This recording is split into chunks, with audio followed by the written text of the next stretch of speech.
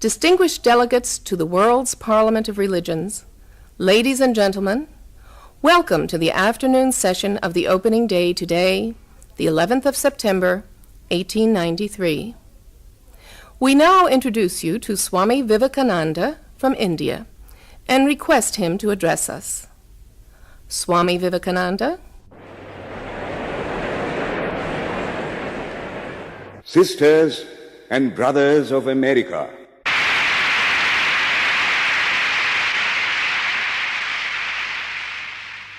it fills my heart with joy unspeakable to rise in response to the warm and cordial welcome which you have given us. I thank you in the name of the most ancient order of monks in the world. I thank you in the name of the Mother of Religions, and I thank you in the name of the millions and millions of Hindu people of all classes and sects. My thanks also to some of the speakers on this platform who, referring to the delegates from the Orient, have told you that these men from far-off nations may well claim the honor of bearing to different lands the idea of toleration. I am proud to belong to a religion which has taught the world both tolerance and universal acceptance. We believe not only in universal toleration, but we accept all religions as true. I am proud to belong to a nation which has sheltered the persecuted and the refugees of all religions and all nations of the earth. I am proud to tell you that we have gathered in our bosom the purest remnant of the Israelites who came to southern India and took refuge with us in the very year in which their holy temple was shattered to pieces by Roman tyranny. I am proud to belong to the religion which has sheltered and is still fostering the remnant of the grand Zoroastrian nation. I will quote to you, brethren, a few lines from a hymn which I remember to have repeated from my earliest boyhood, which is every day repeated by millions of human beings. As the different streams, having their sources in different places, all mingle their water in the sea, so, O Lord, the different paths which men take through different tendencies, various though they appear, crooked or straight, all lead to Thee. The present convention, which is one of the most august assemblies ever held, is in itself a vindication, a declaration to the world of the wonderful doctrine preached in the Gita. Whosoever comes to me, through whatsoever form, I reach him. All men are struggling through paths which in the end lead to me. Sectarianism, bigotry, and its horrible descendant, fanaticism, have long possessed this beautiful earth. They have filled the earth with violence, drenched it often and often with human blood, destroyed civilization, and sent whole nations to despair. Had it not been for these horrible demons, human society would be far more advanced than it is now. But their time is come, and I fervently hope that the bell that tolled this morning in honor of this convention may be the death knell of all fanaticism, of all persecutions with the sword or with the pen, and of all uncharitable feelings between persons wending their way to the same goal.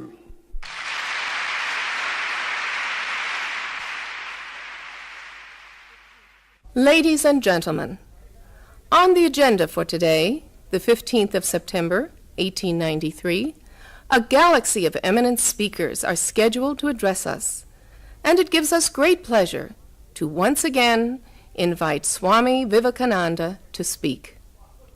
His subject for today, Why We Disagree. I will tell you a little story. You have heard the eloquent speaker who has just finished say, "Let us cease from abusing each other," and he was very sorry that there should be always so much variance. But I think I should tell you a story which would illustrate the cause of this variance. A frog lived in a well. It had lived there for a long time. It was born there and brought up there, and yet was a little small frog.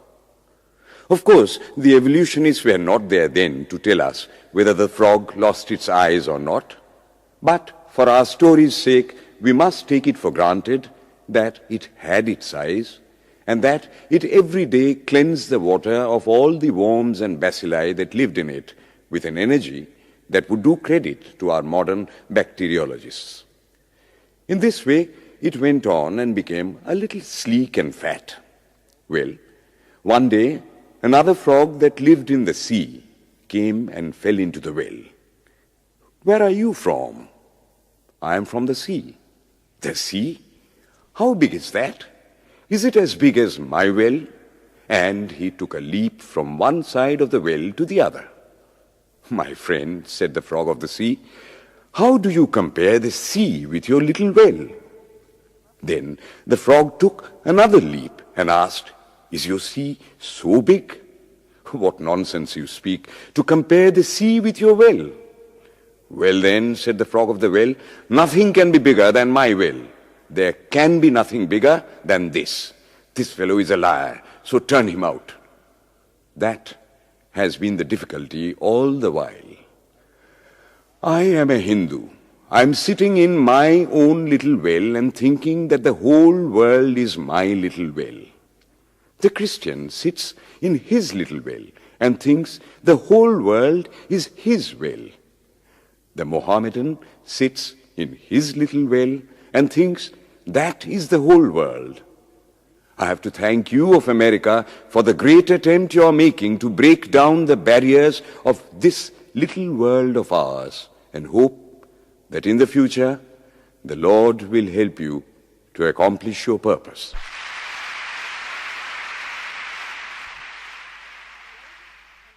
Delegates and friends, today, the 19th of September, 1893, is the 9th day of the World's Parliament of Religions.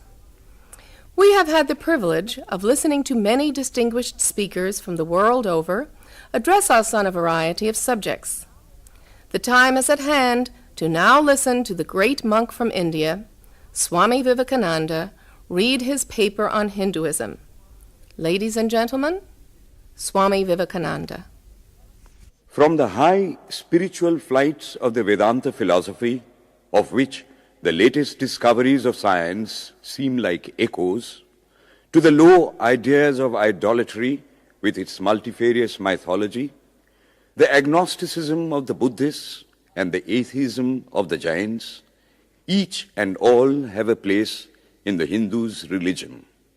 Where then, the question arises, where is the common center to which all these widely diverging radii converge? Where is the common basis upon which all these seemingly hopeless contradictions rest?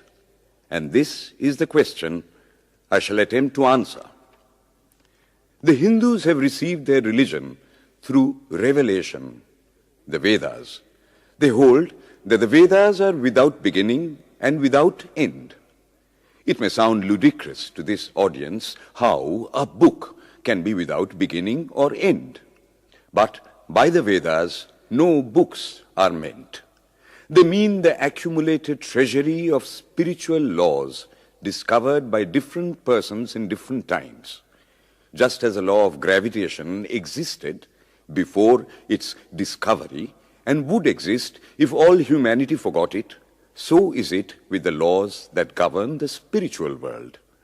The moral, ethical, and spiritual relations between soul and between individual spirits and the Father of all spirits were there before their discovery and would remain even if we forgot them. The discoverers of these laws are called rishis, and we honor them as perfected beings. I'm glad to tell this audience that some of the very greatest of them were women. Here it may be said that these laws, as laws, may be without end, but they must have had a beginning. The Vedas teach us that creation is without beginning or end. Science is said to have proved that the sum total of cosmic energy is always the same. Then, if there was a time when nothing existed, where was all this manifested energy? Some say it was in a potential form in God. In that case, God is sometimes potential and sometimes kinetic, which would make him mutable. Everything mutable is a compound, and everything compound must undergo that change which is called destruction. So, God would die, which is absurd. Therefore, there never was a time when there was no creation. If I may be allowed to use a simile, creation and creator are two lines without beginning and without end, running parallel to each other. God is the ever-active providence by whose power systems after systems are being evolved out of chaos, made to run for a time and again destroyed.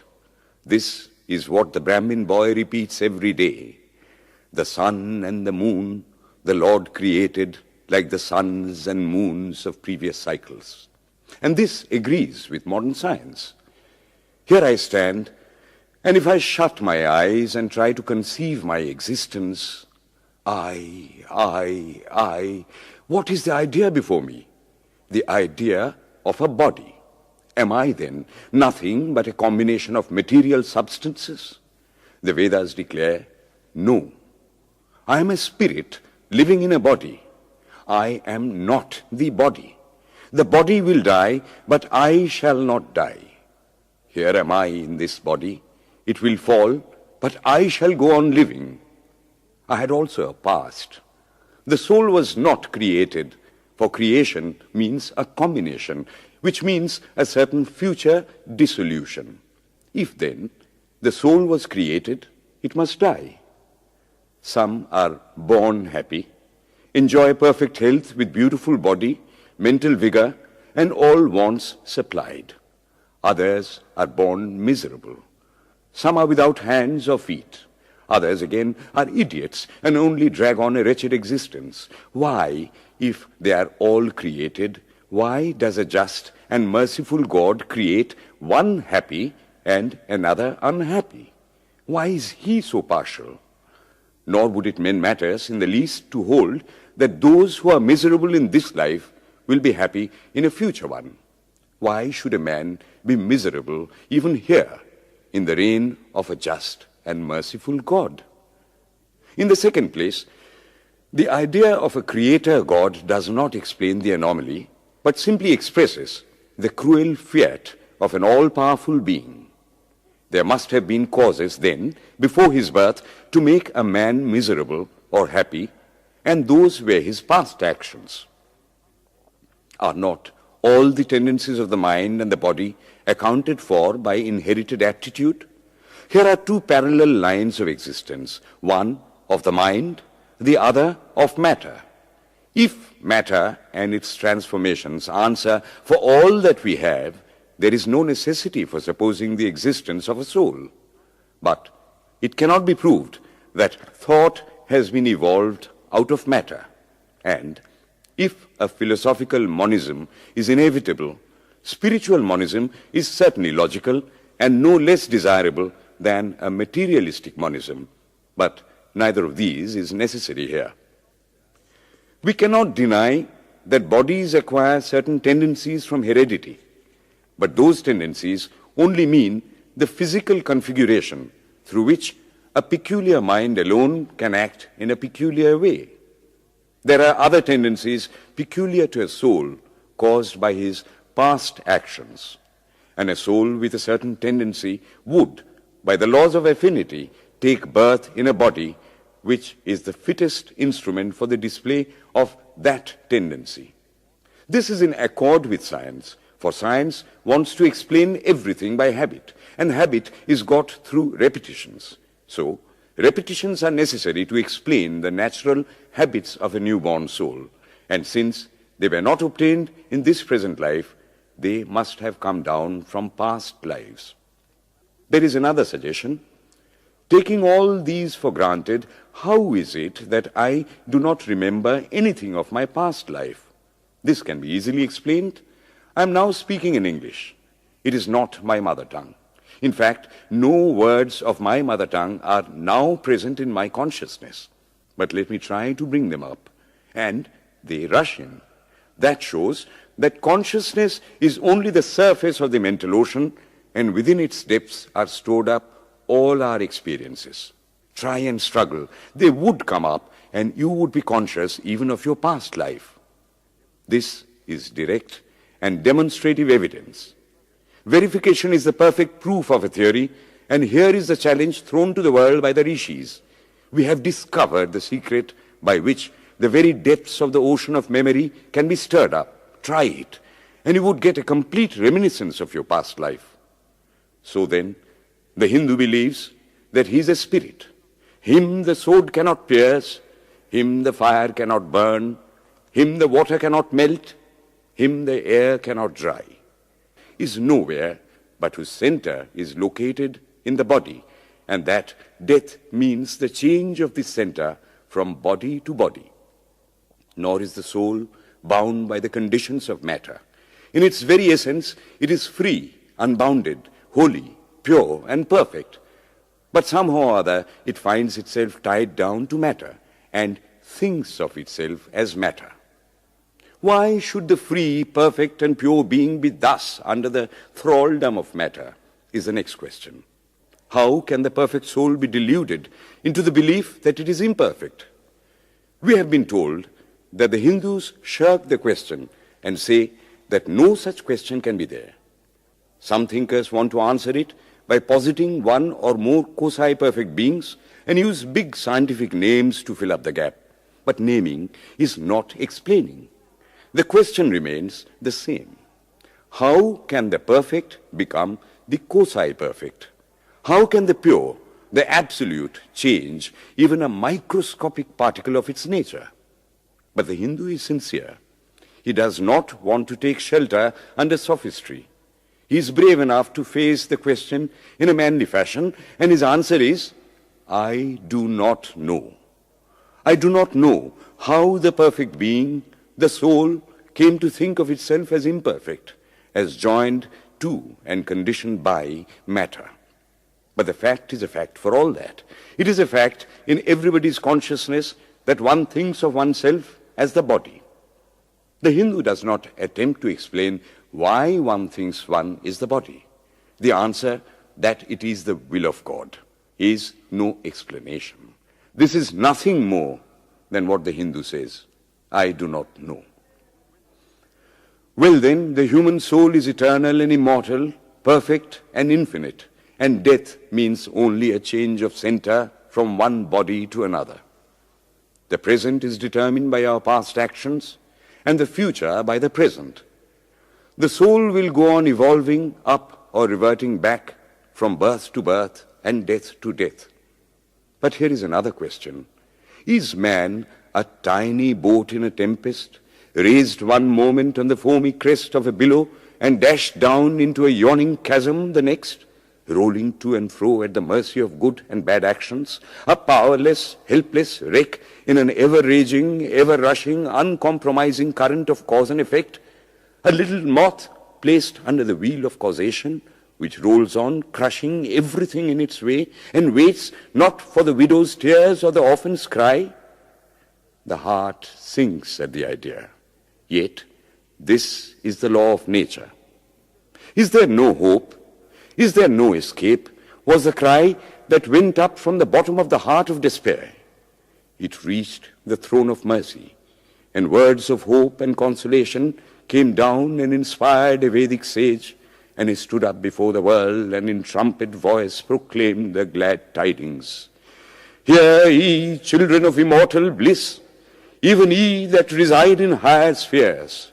I have found the Ancient One who is beyond all darkness, all delusion. Knowing him alone, you shall be saved from death over again. Children of immortal bliss. What a sweet, what a hopeful name. Allow me to call you, brethren, by that sweet name, heirs of immortal bliss. Yea, the Hindu refuses to call you sinners. We are the children of God, the sharers of immortal bliss, holy and perfect beings. Ye divinities on earth, sinners. It is a sin to call a man so. It is standing libel on human nature. Come up, O lions, and shake off the delusion that you are sheep. You are souls immortal, spirits free, blessed and eternal. Ye are not matter, ye are not bodies. Matter is your servant, not you the servant of matter.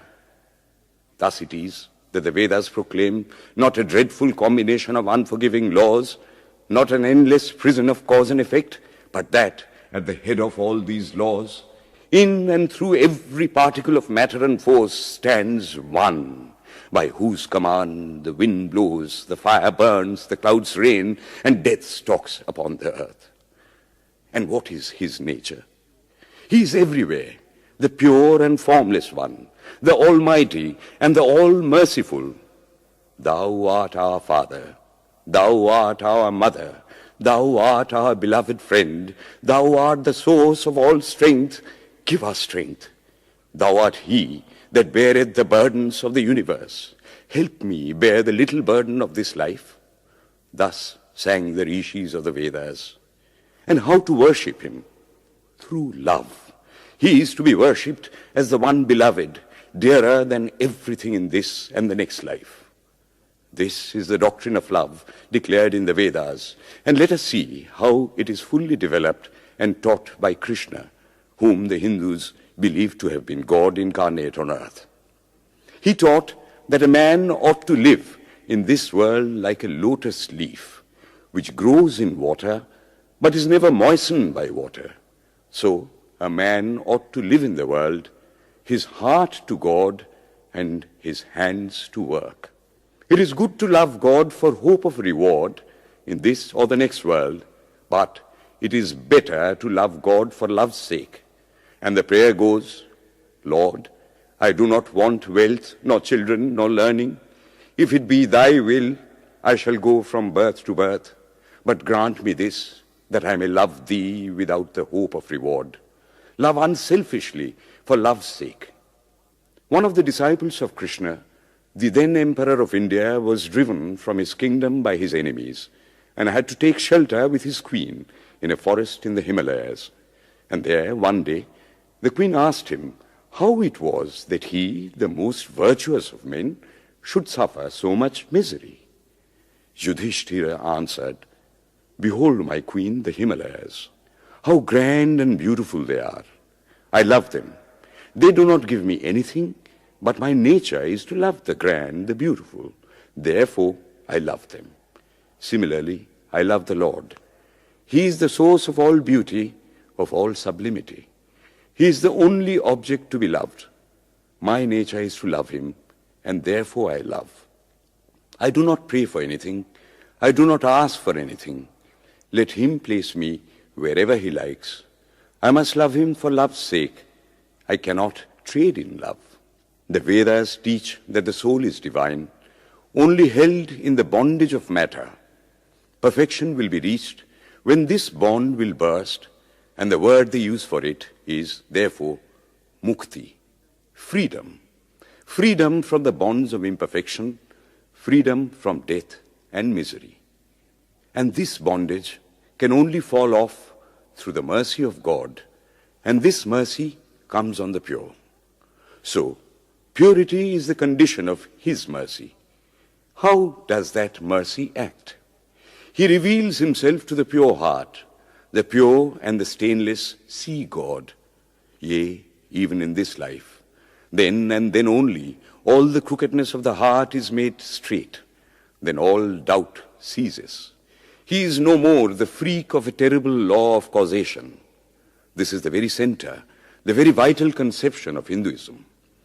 The Hindu does not want to live upon words and theories. If there are existences beyond the ordinary, sensuous existence, he wants to come face to face with them. If there is a soul in him which is not matter, if there is an all-merciful universal soul, he will go to him direct. He must see him, and that alone can destroy all doubts. So, the best proof a Hindu sage gives about the soul, about God, is, I have seen the soul, I have seen God. And that is the only condition of perfection. The Hindu religion does not consist in struggles and attempts to believe a certain doctrine or dogma, but in realizing, not in believing, but in being and becoming. Thus, the whole object of their system is by constant struggle to become perfect, to become divine, to reach God and see God. And this reaching God, seeing God, becoming perfect, even as the Father in heaven is perfect, constitutes the religion of the Hindus. And what becomes of a man when he attains perfection? He lives a life of bliss infinite. He enjoys infinite and perfect bliss, having obtained the only thing in which man ought to have pleasure, namely God, and enjoys the bliss with God. So far, all the Hindus are agreed. This is the common religion of all the sects of India. But then, perfection is absolute, and the absolute cannot be two or three. It cannot have any qualities. It cannot be an individual. And so, when a soul becomes perfect and absolute, it must become one with Brahma, and it would only realize the Lord as the perfection, the reality of its own nature and existence, the existence absolute, knowledge absolute, and bliss absolute. We have often and often read this called the losing of individuality and becoming a stock or a stone. He jests at scars that never felt a wound. I tell you, it is nothing of the kind. If it is happiness to enjoy the consciousness of this small body, it must be greater happiness to enjoy the consciousness of two bodies, the measure of happiness increasing with the consciousness of an increasing number of bodies, the aim, the ultimate of happiness being reached when it would become a universal consciousness. Therefore, to gain this infinite universal individuality, this miserable little prison individuality must go. Then alone can death cease when I am one with life. Then alone can misery cease when I am one with happiness itself. Then alone can all error cease when I am one with knowledge itself. And this is the necessary scientific conclusion. Science has proved to me that physical individuality is a delusion, that really my body is one little continuously changing body in an unbroken ocean of matter, and Advaita, or unity, is the necessary conclusion with my other counterpart, soul. Science is nothing but the finding of unity. As soon as science would reach perfect unity, it would stop from further progress, because it would reach the goal. Thus, chemistry could not progress farther when it would discover one element out of which all others could be made. Physics would stop when it would be able to fulfill its services in discovering one energy of which all the others are but manifestations. And the science of religion become perfect when it would discover Him who is the one life in a universe of death, Him who is the constant basis of an ever-changing world, one who is the only soul of which all souls are but delusive manifestations. Thus is it, through multiplicity and duality, that the ultimate unity is reached. Religion can go no farther. This is the goal of all science. All science is bound to come to this conclusion in the long run. Manifestation and not creation is the word of science today. And the Hindu is only glad that what he has been cherishing in his bosom for ages is going to be taught in more forcible language and with further light from the latest conclusions of science. Descend we now from the aspirations of philosophy to the religion of the ignorant. At the very outset, I may tell you that there is no polytheism in India. In every temple, if one stands by and listens, one will find the worshippers applying all the attributes of God, including omnipresence, to the images. It is not polytheism, nor would the name henotheism explain the situation. The rose, called by any other name, would smell as sweet. Names are not explanations. The tree is known by its fruits. When I have seen amongst them that are called idolaters, men, the like of whom, in morality and spirituality and love, I have never seen anywhere, I stop and ask myself, can sin beget holiness? Superstition is a great enemy of man, but bigotry is worse. Why does a Christian go to church? Why is the cross holy? Why is the face turned toward the sky in prayer? Why are there so many images in the Catholic Church? Why are there so many images in the minds of Protestants when they pray? My brethren, we can no more think about anything without a mental image than we can live without breathing. By the law of association, the material image calls up the mental idea and vice versa. This is why the Hindu uses an external symbol when he worships. He will tell you it helps to keep his mind fixed on the being to whom he prays. He knows, as well as you do, that the image is not God, is not omnipresent. After all, how much does omnipresence mean to almost the whole world? It stands merely as a word, a symbol. Has God superficial area? If not, when we repeat that word omnipresent, we think of the extended sky or of space. That is all. As we find that somehow or other, by the laws of our mental constitution, we have to associate our ideas of infinity with the image of the blue sky or of the sea, so we naturally connect our idea of holiness with the image of a church, a mosque, or a cross. The Hindus have associated the ideas of holiness, purity, truth, omnipresence, and such other ideas with different images and forms.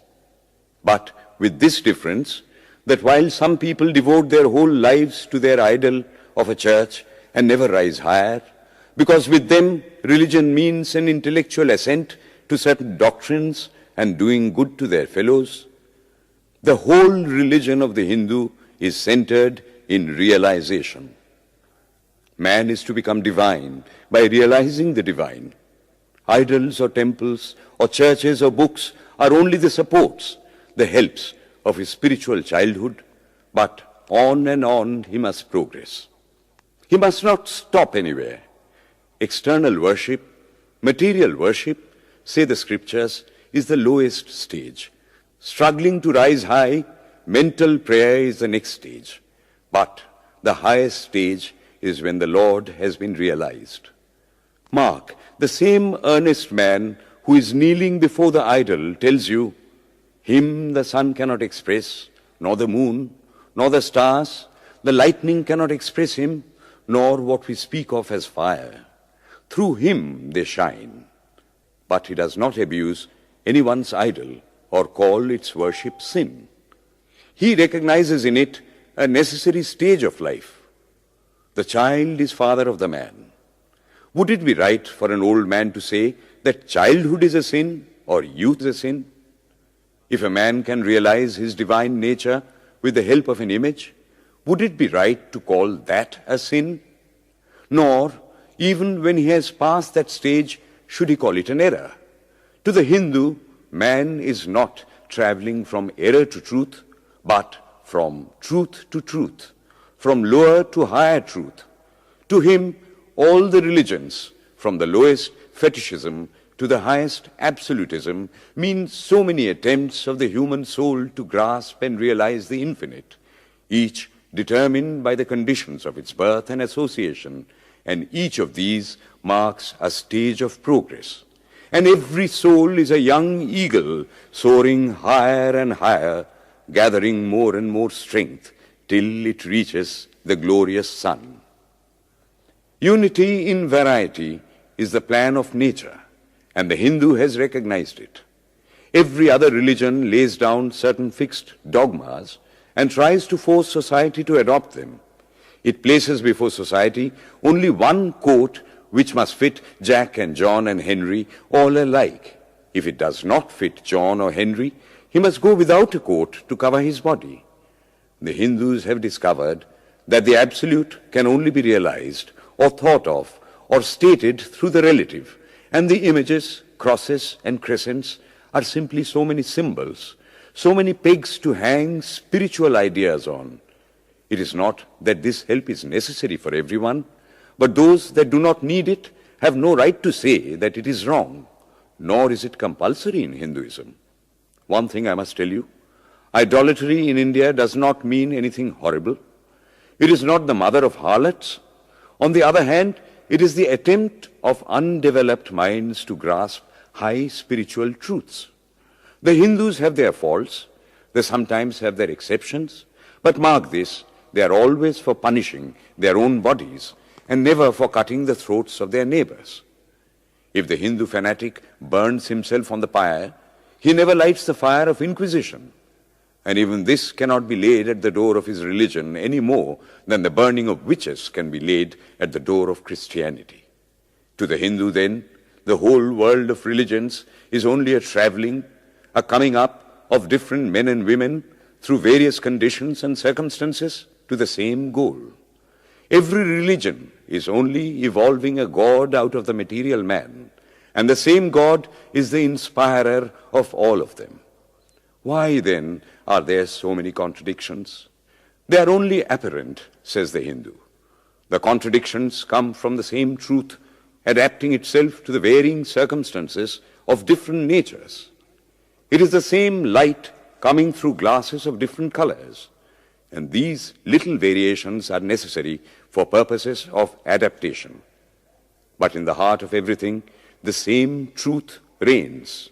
The Lord has declared to the Hindu in his incarnation as Krishna, I am in every religion as the thread through a string of pearls. Wherever thou seest extraordinary holiness and extraordinary power raising and purifying humanity, know thou that I am there. And what has been the result? I challenge the world to find throughout the whole system of Sanskrit philosophy any such expression as that the Hindu alone will be saved and not others. Says Vyasa, we find perfect men even beyond the pale of our caste and creed.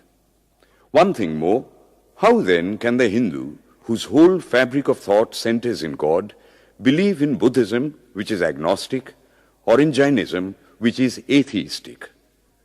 The Buddhists or the Jains do not depend upon God, but the whole force of their religion is directed to the great central truth in every religion, to evolve a God out of man. They have not seen the Father, but they have seen the Son, and he that hath seen the Son hath seen the Father also. This, brethren, is a short sketch of the religious ideas of the Hindus. The Hindu may have failed to carry out all his plans, but if there is ever to be a universal religion, it must be one which will have no location in place or time, which will be infinite like the God it will preach, and whose sun will shine upon the followers of Krishna and of Christ, on saints and sinners alike, which will not be Brahminic or Buddhistic, Christian or Mohammedan, but the sum total of all these, and still have infinite space for development, which in its Catholicity will embrace in infinite arms and find a place for every human being from the lowest groveling savage, not far removed from the brute, to the highest man towering by the virtues of his head and heart almost above humanity, making society stand in awe of him and doubt his human nature. It will be a religion which will have no place for persecution or intolerance in its polity, which will recognize divinity in every man and woman, and whose whole scope, whose whole force will be centered in aiding humanity to realize its own true divine nature. May he, who is the Brahma of the Hindus, the Ahura Mazda of the Zoroastrians, the Buddha of the Buddhists, the Jehovah of the Jews, the Father in heaven of the Christians, give strength to you to carry out your noble idea. The star arose in the east. It traveled steadily towards the west, sometimes dimmed and sometimes effulgent, till it made a circuit of the world. And now it is again rising on the very horizon of the east, the borders of the Sanpo, 1,000-fold more effulgent than it ever was before.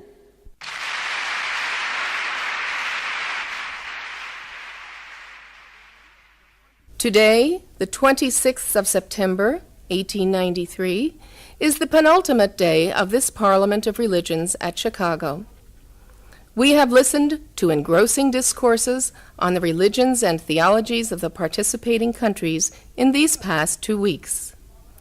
In continuing the series, Swami Vivekananda will now speak on Buddhism, the fulfillment of Hinduism. The religion of the Hindus is divided into two parts, the ceremonial and the spiritual. The spiritual portion is specially studied by the monks. In that, there is no caste. A man from the highest caste and a man from the lowest may become a monk in India, and the two castes become equal. In religion, there is no caste.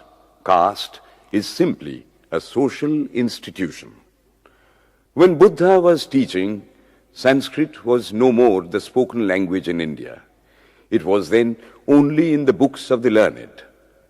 Some of Buddha's Brahmin disciples wanted to translate his teachings into Sanskrit, but he distinctly told them, "I am for the poor, for the people.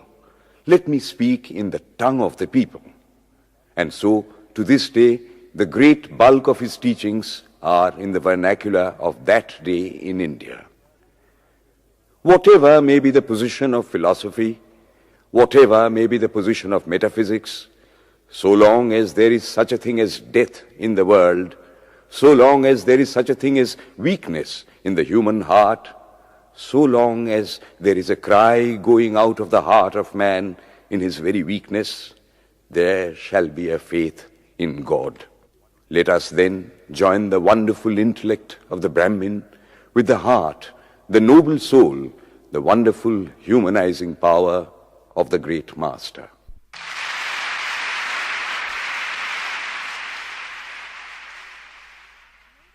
Ladies and gentlemen, in a short while from now, the World's Parliament of Religions at Chicago will come to a close. And this day, the 27th of September, 1893, will go down in history as a landmark for more reasons than one.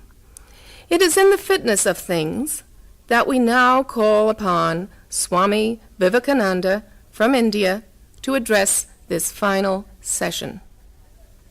The world's Parliament of Religions has become an accomplished fact, and the merciful Father has helped those who labored to bring it into existence and crowned with success their most unselfish labor. My thanks to those noble souls whose large hearts and love of truth first dreamt this wonderful dream and then realized it. My thanks to the shower of liberal sentiments that has overflowed this platform. My thanks to this enlightened audience for their uniform kindness to me and for their appreciation of every thought that tends to smooth the friction of religions. A few jarring notes were heard from time to time in this harmony. My special thanks to them, for they have, by their striking contrast, made the general harmony the sweeter. Much has been said of the common ground of religious unity. I am not going just now to venture my own theory, but if anyone here hopes that this unity will come by the triumph of any one of the religions and the destruction of the others, to him I say, brother, yours is an impossible hope. Do I wish that the Christian would become Hindu? God forbid. Do I wish that the Hindu or Buddhist would become Christian? God forbid. The seed is put in the ground, and earth and air and water are placed around it. Does the seed become the earth or the air or the water? No. It becomes a plant. It develops after the law of its own growth, assimilates the air, the earth, and the water, converts them into plant substance, and grows into a plant. Similar is the case with religion.